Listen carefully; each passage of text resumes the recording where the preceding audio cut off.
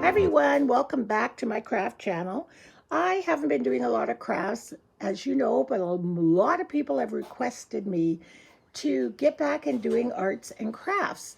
So although I haven't been doing a lot of art journaling, I've been kind of motivated to do some crafts. Now this one is so different, but after I did my beaded mobile, I was motivated to create something else. Now, in the news of late here in Canada, they found the corpses of 215 indigenous children buried under a residential school. I believe residential schools were created throughout North America, but just in case you don't know what they were schools created by majority of, I think, Catholic priests and convents. It was in coordination with the churches. Yes, there was an act, an Indian act, I believe. I don't know if I have the facts right, but the gist of it was they were trying to assimilate the Native and Indigenous people to become more white. So I recently read a book on it, and what they would do is go round up all these beautiful children, take them away from their parents, and bring them to these convents or homes or institution-like buildings. They would cut all the boys' beautiful long locks and make them look more boy-like. Each child was given a more English name, and they lost their indigenous names, and they were just taught how to become more white. Now, that isn't all that happened to them. There was a lot of abuse that went on, physical abuse, sexual abuse, and now this killing of these 215 children that have been found. And I'm sure that is not the first they're going to find of bones and Remains. yes. And I'm sure that's not the first of remains that they are going to find, and it's absolutely tragic. I've been aware for many, many years that in Africa, young girls have been kidnapped from their schools and taken for slavery, and we all are aware of what's going on now, child slavery. It's horrible. Some of these children are never found. There's a really good movie on Netflix right now called I Am the Girl or I Am Girl, and it addresses the slavery conditions in one incident in Africa. So I'm saying all that to say what I'm creating. I'm creating a memorial, a little memorial garden for all these children, indigenous and African, and anyone else in the world that's suffering, being killed, just so it's in my mind, food for thought, so that I can be aware. When people ask me what that is, make them aware. We can donate, help these charities, and all of that. What inspired me to do this? What I order my makeup from Cheekbone, and it is a fully indigenous company in Canada. And the beauty, first of all, I love their makeup, and it's really, the colors for people of color are amazing. But when I first got my first package, I was blown. Each package comes with a feather, and the packaging itself, can you see those little dots? Are seeds for wildflowers. Now, come on. Even this is the eyeliner package. Can you see the seeds? And they tell you where to go. It says plant me, and go to cheekbone.com and sustainability pages, and they tell you how to plant them. Now, if that doesn't inspire you to create some kind of garden, I don't know. So that's what I'm working on right now. So if you can see over in the yonder that enamel pot, that's going to be where my garden is going to be.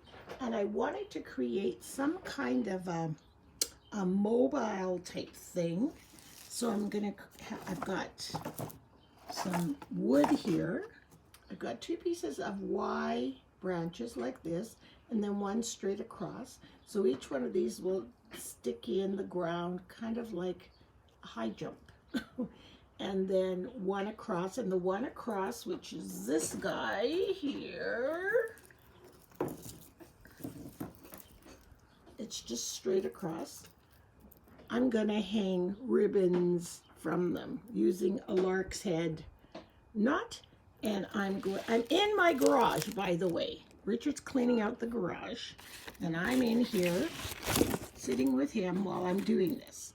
So I'm going to set up the camera so you can see how you do a lark's head knot. So I'm going to also attach the feathers with strings and hang them down, but I'll do that later because I've got 3 of the pink feathers and 1 other kind of feather.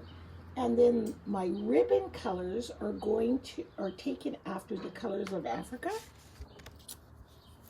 Most of their prints and colors have these colors in them. So it's an orangey yellow, red, green, and black. So I've got all my ribbons all cut up already right here. You can see there's the red. And so I'm going to start in the middle because I'm not exactly sure how wide this is going to be. So what you simply do is fold your ribbon in half as evenly as you want at the bottom. So you have this little loop like that. Then you're going to put the loop over the back of the branch like this. Actually, I'm going to do it the other way. Not that it matters, but I'm going to put the loop under the branch like that. Can you see that? There's the loop at the top.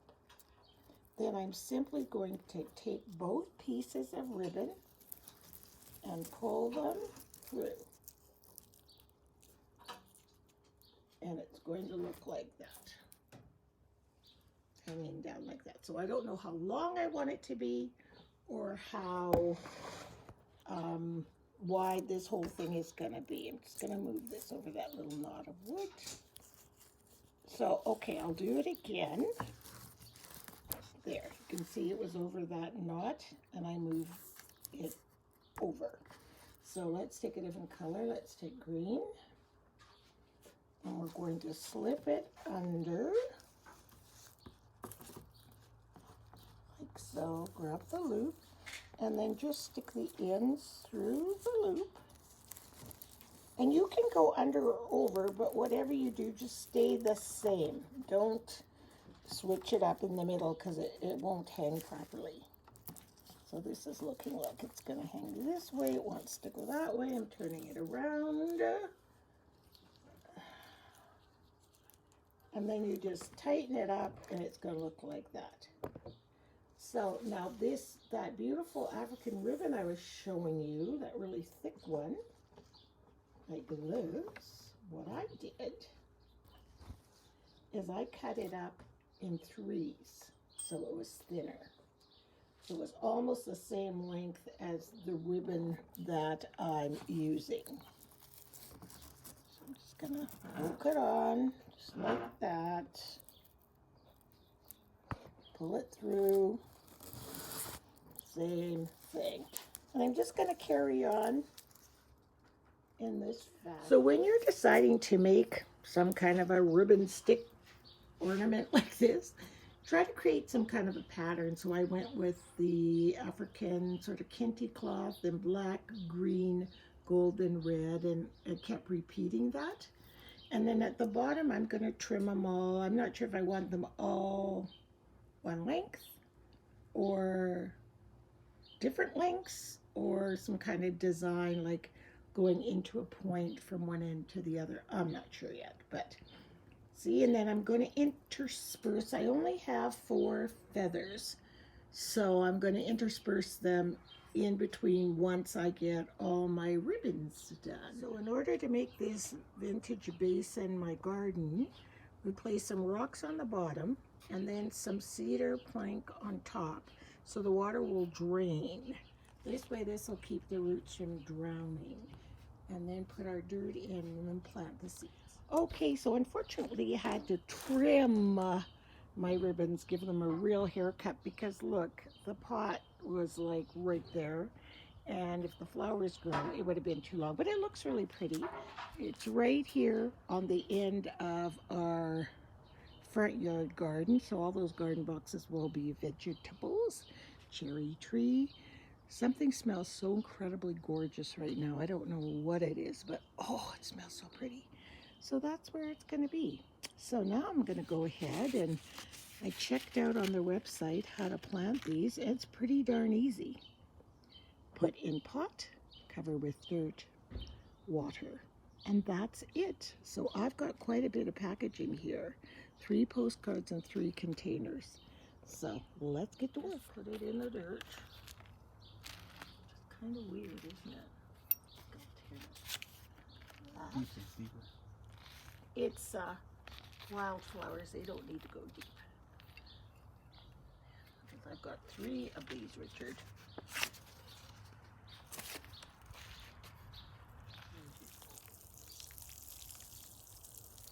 So there we have it, my memorial garden to all the endangered and hurt children of the world.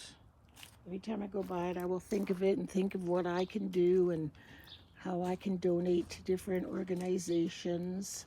And I will put a link down below to one organization that when I was on the Oprah show, I met the young lady, and they do so much good work. If you want a reputable place to send funds or whatever. But anyway, thanks so much for watching. You could create a memorial garden for anything or anyone. Maybe your lost pet, maybe a parent, something when you come into your yard, it just reminds you of that. And you just give thought to it. And I'm not worried if the ribbons blow away into the air and the atmosphere takes them where they need to go, or if a bird pulls a ribbon out, that's just fine. So thanks for watching, and we'll see you next time. Bye.